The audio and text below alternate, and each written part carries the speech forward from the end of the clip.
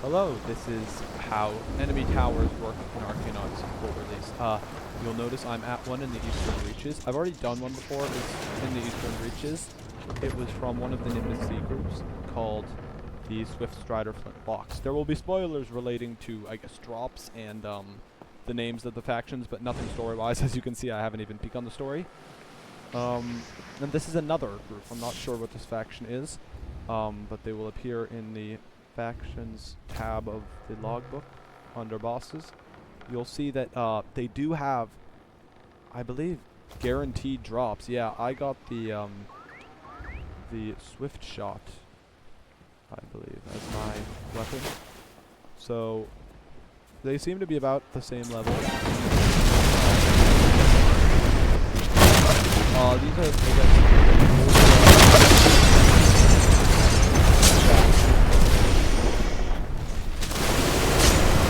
they're quite destructible towers, as you might notice.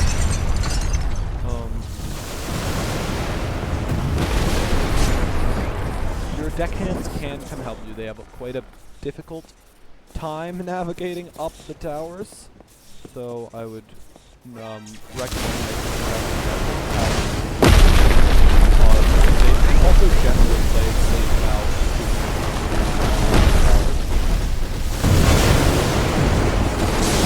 Magic is very helpful, and size is helpful because you'll almost guaranteed hit them with, I would assume, something like magic. This is a level 180 tower, so it's quite a bit more difficult. I did a level 140 tower, which was the same level that I was at the time of doing it, and it was pretty that this tower, as you can see by my health, is quite a bit harder.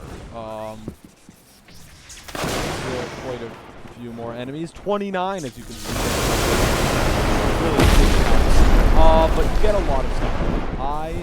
For example, I got, I think, 1,000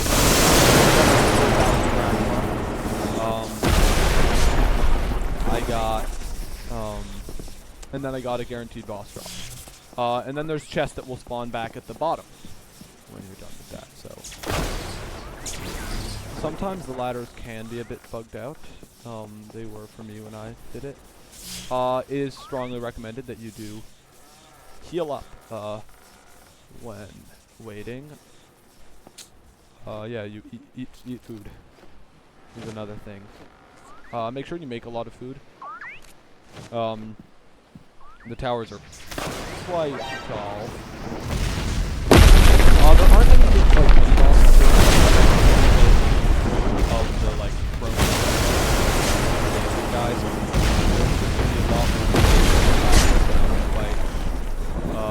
Each with levels that progressively go up. Great for leveling up, I would say. Generally, if you don't want to do quests to level up, or you don't have quests that can level you up.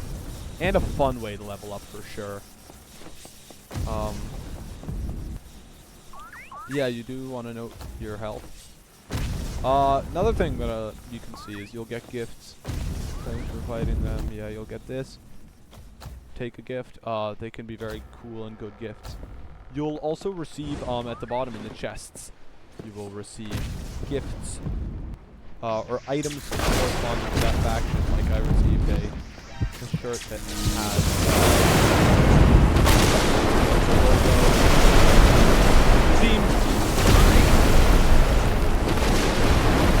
I believe that if you die, I haven't died. Because I haven't done money. But they shouldn't reset upon yeah. Make sure that you heal before going on to more difficult parts of the tower. Make sure you have a good leap spell. Obviously there's no agility, so that becomes a bit more difficult. But I believe there's no more agility. Yeah, down.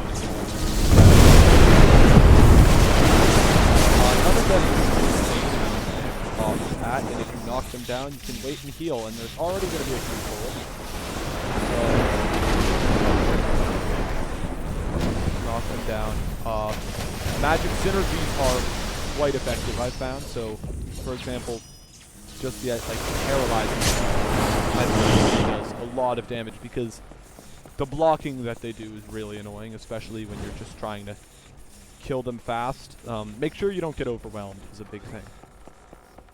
You will have to rescale the tower quite a lot, so I think you have a strategic way to do that, / you know how to effectively do the double leap if you're a mage.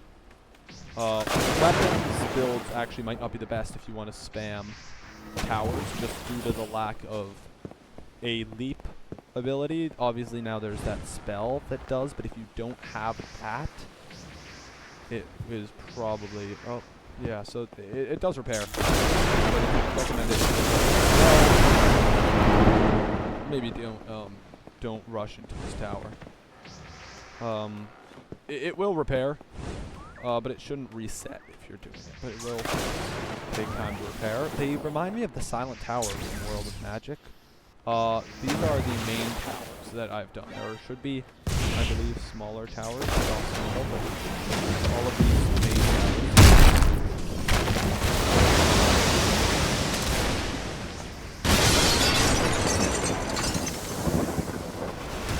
Yes, this is my magic sense.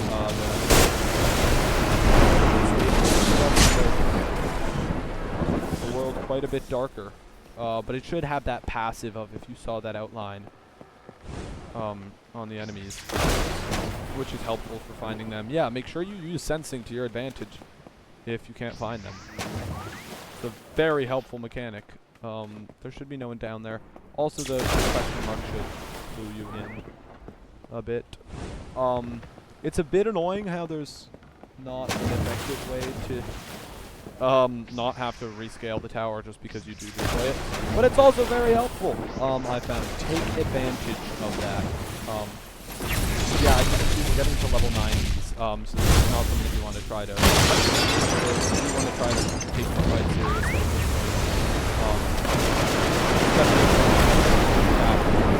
Like this.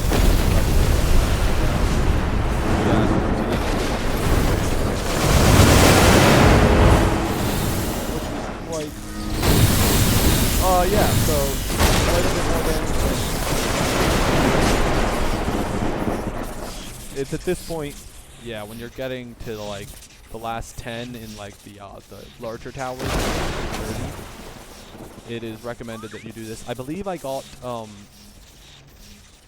there are multiple towers, so depending on the tower and the tower's influence, obviously.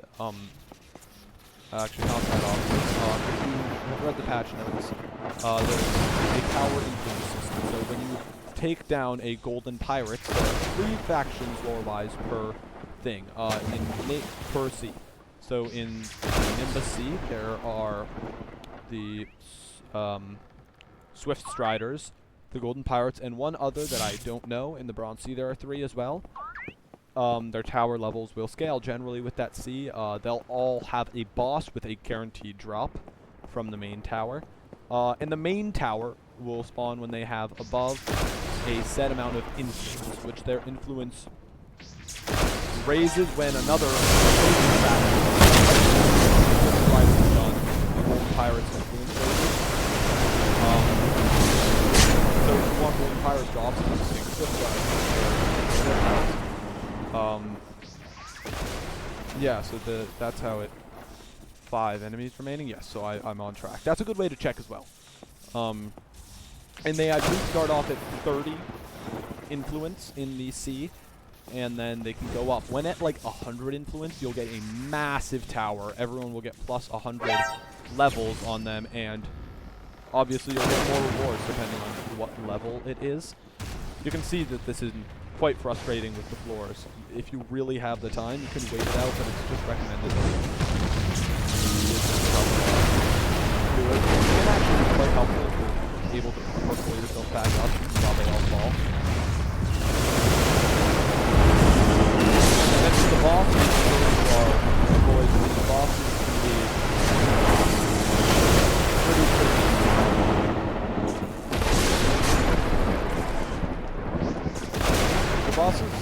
insanely will overwhelm you. I have one enemy remaining, so I'm just on the boss. The enemies do include the bosses, as you'll see in a second.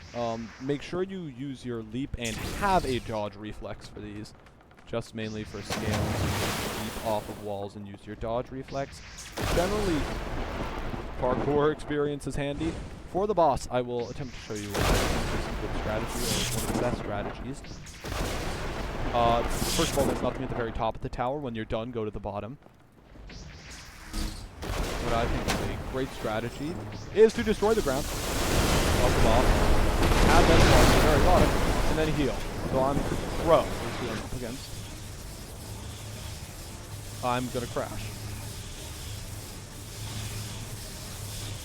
That's how Crow looks. Crow looks very cool.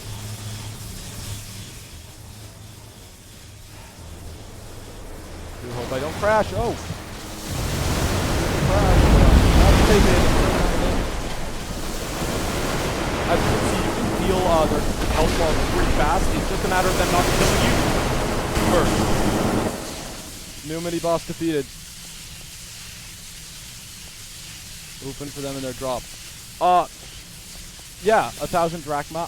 So I didn't get too much more for completing this. We will note. But the boss, if you want to see what drop you got, go to the Nimbus bosses. Oh, I believe I have to refresh it. Crow defeated. Gold sail hat, gold sail coat, ocean amulet, etc., etc., etc. So now you'll be able to check what you got up against this list. So it's probably easiest actually not to check this. Check what drop you got before looting the chests, because the chests won't despawn very quickly.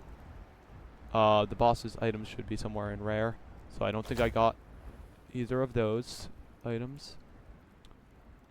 And then I also don't believe I got anything from this. I'm assuming the items will be rare. Beatrice. Yeah, so looking around in there. So I believe I then got a weapon then. Oh! Yeah, so I got the Captain's Cutlass was my weapon. I believe. Or these are just random weapons that I got. And you have to defeat it again to get a boss drop. I honestly have not seen videos on this, or I'm not sure if it is, if you do get a boss drop on the first try and first time defeating them, you very well may not, or that might be bugged right now or something. But you do get these chests, which you'll see have quite a few things. Yeah, going to the logbook, you'll see gold sail, gold reaver. So actually, and I'll check if it says this. Swift Strider leader. I did not get the Swift shot, so nor did I get Swift Strider leader items. So yeah, you may not get any items on your first time beating it. You can see the new animals in the background. On your first time beating a tower, it's very likely you don't actually get any items. But the future times you get it. Oh, gold sail, pirate steel, chestplate. Item originally belonged to gold sail pirates. So I do believe that I'm just getting random items from them, and not the actual accessories or the real item / the real boss drop, which is a bit sad. So yeah, in conclusion, I don't think that you actually get the boss drops. I think that I've just been getting random items. But it is still worth it, and you'll notice I believe 3 levels from it, which is quite good and very helpful, and it's just very fun for the update. I wouldn't do it for the new boss drops.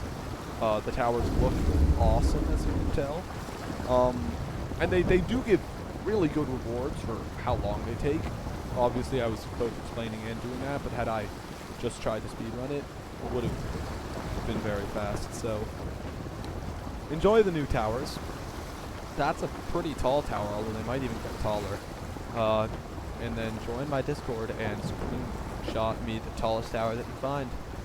Enjoy the full release update. Goodbye.